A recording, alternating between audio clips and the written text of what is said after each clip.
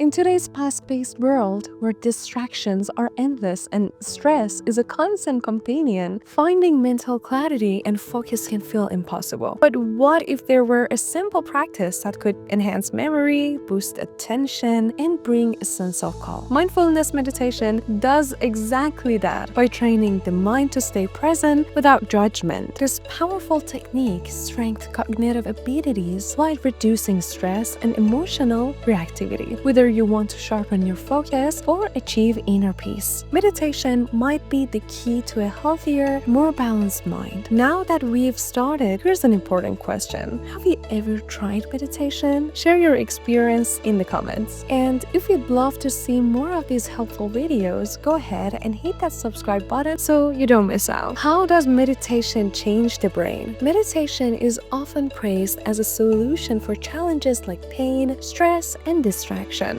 But what actually happens in the brain during meditation? According to psychologist Christopher Rhodes from Harborview Medical Center, mindfulness meditation is the most studied form of meditation. It involves being intentionally aware of the present moment without judgment. While this may sound simple, it takes practices and consistency to master. Mindfulness meditation focuses on directing attention to a specific anchor, often the breath, to cultivate awareness.